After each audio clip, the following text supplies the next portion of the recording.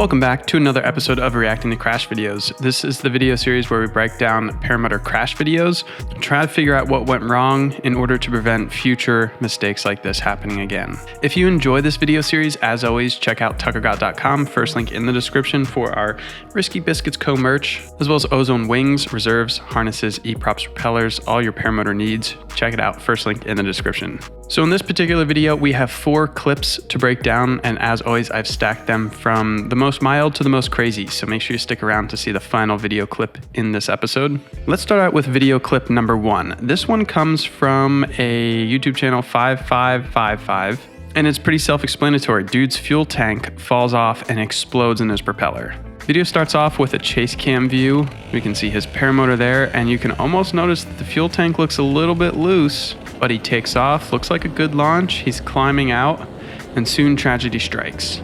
Well, bam! You see that fuel explode. Fuel tank's hanging off, propeller's broken, and he makes a pretty solid landing for a pants moment like that. So big takeaways from this one. 1, obviously pre-flight your gear. Make sure that your fuel tank is one of the things you check that is fully attached. In a recent video, I talked about how fires can happen on paramotors. And this is a really good example of what could have been a fire and could have been a really tragic situation. If the fuel tank gets loose enough that it presses up against the exhaust, you can encounter the situation where it burns through the plastic of the fuel tank. Now you have fuel and exhaust mixing, which is not a good combination. In this particular scenario, the propeller struck the tank and it atomized that fuel. And if there was a spark, that could have been a huge explosion. 1, always pre-flight your gear. 2, know that at any moment in time, your engine can shut off for any reason. On to video number 2. Now, this is a scenario that happened very recently at the Bad Apples fly-in. Unfortunately, I haven't been able to find any video of when this event actually occurred. All we have is the resulting reserve toss, but I wanted to include it in here because this is a really good discussion topic. From what I understand, this pilot was flying a free ride, the glider that I fly most often, and it was a really old free ride. It's been around for a long time. I know of this wing actually. It's been used and abused for a while. Apparently, the pilot pulled into a SAT, which is a spin-like maneuver where your point of rotation is between the glider and the pilot. It's a very high G maneuver. It stresses the equipment quite a bit. And unfortunately for this pilot, his A-lines, which are the ones on the front, the leading edge of the glider, pretty much the most important lines, snapped on the glider. I assume he determined that the glider was unrecoverable and tossed his reserve. And that's when our video clip starts. You can see the pilot descending under his reserve. Paramotors don't have a cutaway system for the main glider, so the normal procedure is to try to reel in your glider and get a hold of fabric. This prevents downplaning, which can happen when the glider pulls away from the reserve and accelerates your descent rate. And I believe he landed in the trees. From what I've heard, this pilot was not injured. He recovered the situation really well. And on a lighter note, I just want you to take note as the cameraman pans around. First, we have a massive amount of people getting on their vehicles going out to render aid. Second, we see Dude Man in his lawn chair rocking a Risky Biscuits t-shirt. Number 2, this fine gentleman. And number 3, in the background. It's cool to see Risky Biscuits co-merch out in the wild, and I just wanted to point that out. Back on topic of this actual crash. This is a topic I've been thinking about more and more often of how long our glider is supposed to last. Unlike fixed wing aviation and unlike skydiving, where there's kind of mandatory regulations that state you have to get your craft inspected, paramotoring doesn't have any of that. It's totally up to the operator or the pilot to maintain their gear and make sure it's in good condition. People often ask how long do gliders last, and I don't really have a good answer. I think the best answer is every year or 100 hours, send your glider into a glider shop and get it inspected. This is where they test out the lines, they test the porosity of the fabric, they do pull tests and make sure that your glider is within spec and it's safe to fly.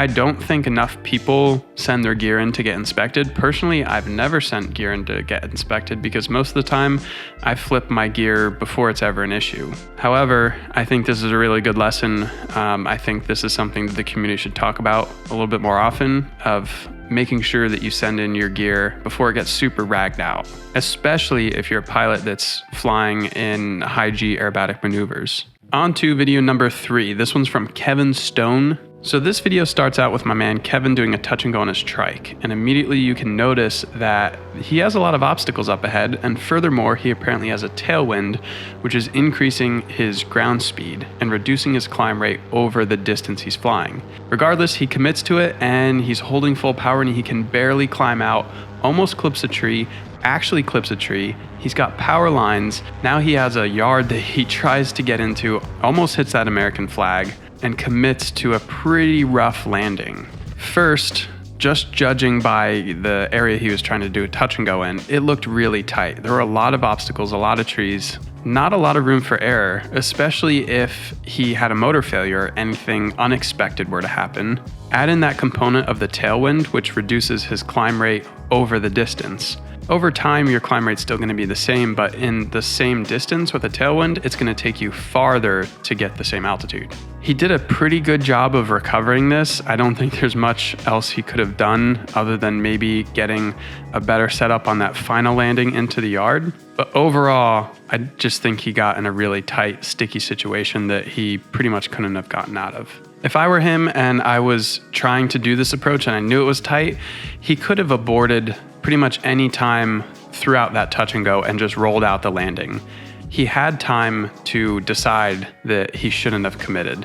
But you live and you learn, and that's why we have these videos in this video series to help other people not make the same mistakes. On to video number 4. This one was submitted to me by a man named David from Hungary. He wrote out a really cool email to me describing the situation, so we have a good backstory on this one. He said him and his buddy decided to go from Croatia to Hungary to fly their paramotors. He's a relatively new pilot. He just learned to fly in October, and they set out to fly in the fall foliage. The way he described the flight, he said him and his buddy got up, the winds were perfect, they were just chilling, and then pretty much out of nowhere, this crazy amount of wind came, and he describes it as the Bora winds.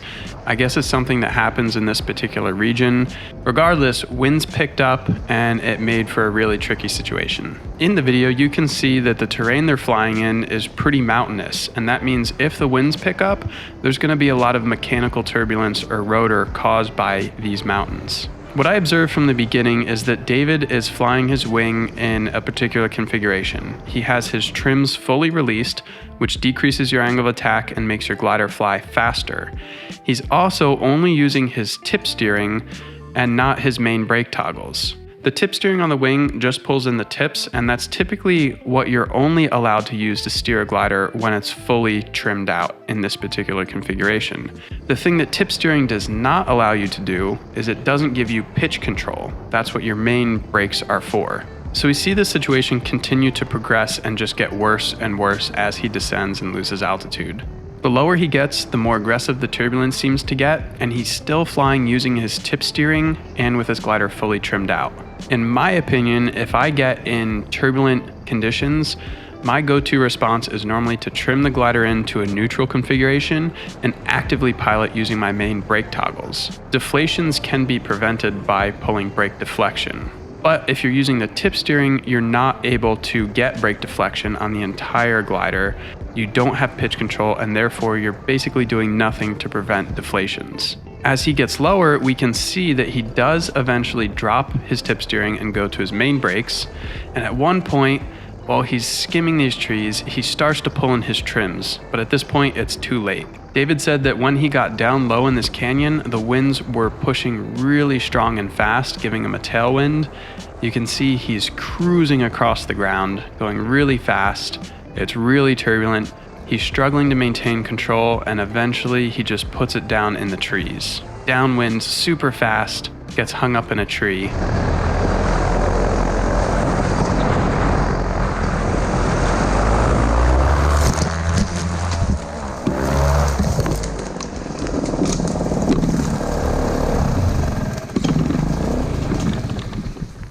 And eventually you can see that he unclips and gets out onto the ground almost unscathed. David sent me some pictures. He just had minor bruises.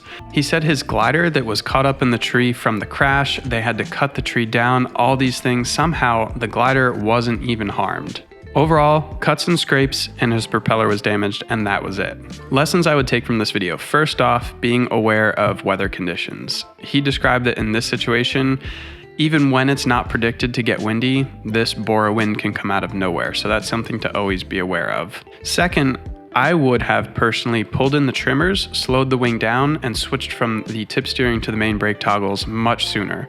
To 1, have more control, give you the ability to prevent deflations, and 3, slow down your speed.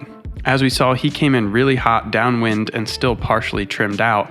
The slower you can get, the more likely it is you're not going to get injured. The third thing is, I guess, decision making on where to put it down. This was an emergency situation. He was caught off guard. He couldn't make it to a better LZ. The only thing I think he could have done better was somehow picked a better spot to land or turned into the wind to have a slower ground speed. If you're gonna have to crash in trees, it's better to do it into the wind with a slower ground speed than fully downwind.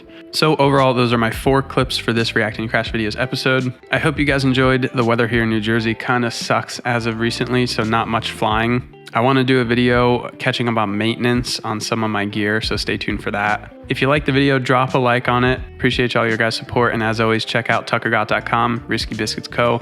Hit me up, info@tuckergott.com if you have any questions. If you're shopping for ozone gliders, I'd be happy to help you out. Till the next one, have fun, fly safe, peace. Zip.